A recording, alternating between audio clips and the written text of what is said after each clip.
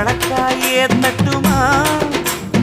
இடியுற வரைக்கும் அடியில சாந்தி விசையா சொல்லட்டுமா மாமே தரணும் சீரு ரெண்டு மாங்கா கட்டு தோடு